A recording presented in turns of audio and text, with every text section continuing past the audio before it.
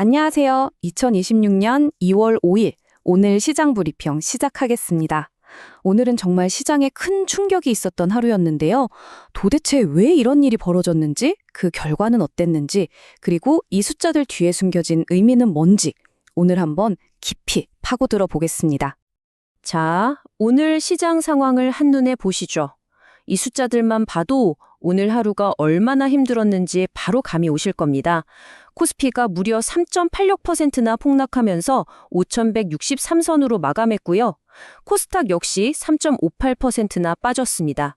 여기에 원달러 환율은 하루 만에 18.8원이나 급등하면서 원화 가치가 크게 떨어지는 모습을 보였습니다. 아니, 그럼 도대체 왜 이렇게 시장이 갑자기 얼어붙었을까요? 오늘의 이 엄청난 매도세를 이끈 두 가지 핵심적인 원인이 있거든요. 하나씩 자세히 살펴보겠습니다. 첫 번째 원인은 바로 미국에서 시작된 기술주 쇼크였습니다. 간밤에 미국 시장에서 이거 AI 버블 아니냐 하는 우려가 다시 고개를 든 건데요. 특히 반도체 기업 AMD가 앞으로의 실적 전망을 좀 실망스럽게 내놨고요. 또 다른 반도체 설계의 거물이죠. RM의 주가가 무려 15%나 폭락했습니다. 이러면서 전 세계 반도체 관련 투자 심리가 순식간에 차갑게 식어버렸고 이 한파가 우리 증시를 그대로 덮친 겁니다. 그럼 이제 시장 안을 한번 들여다볼까요? 이런 외부 충격이 닥쳤을 때 과연 투자자들은 어떻게 움직였을까요? 그야말로 누가 사고 누가 파는지 힘겨루기가 아주 극명하게 나타난 하루였습니다. 네, 이 화면이 오늘 상황을 다 말해주네요. 외국인과 기관이 마치 약속이라도 한 것처럼 어마어마한 물량을 함께 쏟아냈습니다. 이걸 우리가 흔히 쌍끌이 매도라고 하죠. 특히 이 매도 물량이 삼성전자나 SK 하이닉스 같은 대형 반도체주에 집중되면서 지수를 그냥 끌어내렸습니다. 반면에 우리 개인 투자자분들은 이때가 기회다 하고 저가 매수에 나섰지만 솔직히 이 거대한 매도 압력을 막아내기엔 힘이 좀 붙였습니다.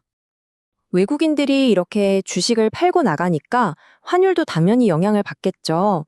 외국인 자금이 빠져나가는 데다가 또 요즘 미국 주식 사시는 분들, 이른바 서학개미도 많잖아요. 달러를 사려는 수요까지 겹치면서 달러 가치가 폭등한 겁니다. 그 결과 원달러 환율이 1,470원 선을 위협하는 수준까지 치솟았습니다.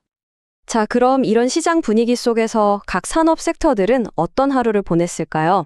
업종별 성적표를 보면서 어디가 더 힘들었고 어디가 좀 버텼는지 자세히 들여다보겠습니다. 이번 하락의 진원지, 그야말로 폭풍의 눈은 단연 반도체 섹터였습니다.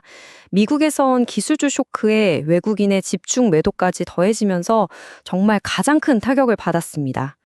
우리나라 대표주죠. 삼성전자도 피해갈 수 없었습니다. 오늘 하루에만 5.8% 넘게 하락하면서 심리적 지지선이었던 16만 원 선이 무너졌습니다. 결국 15만 9,300원에 장을 마감했네요. SK 하이닉스는 상황이 더 심각했습니다. 6.44%라는 정말 큰 폭의 하락을 기록했고요. 많은 투자자들이 기대했던 90만익스라는 상징적인 가격 아래로 주저앉고 말았습니다. 다음은 방산하고 중공업 섹터인데요.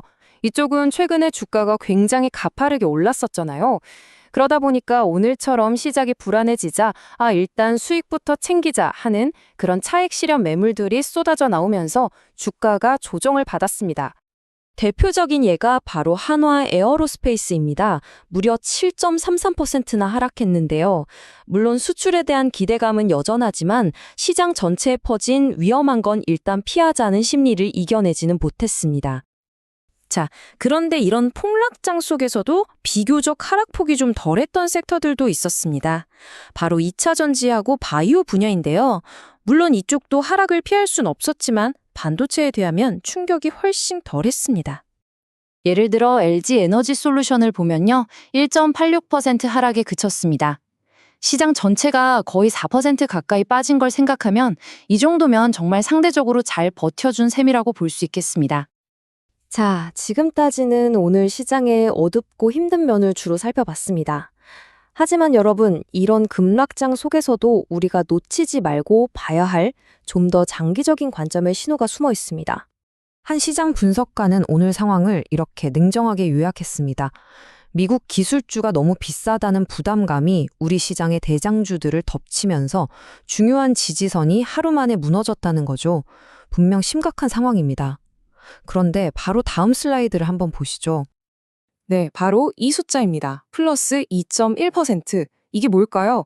이게 바로 주요 글로벌 투자은행들이 내놓은 한국의 2026년 경제 성장률 전망치입니다. 정말 놀랍지 않나요? 오늘 같은 폭락장 속에서 오히려 한국 경제 전체에 대한 전망은 더 좋아졌다는 겁니다.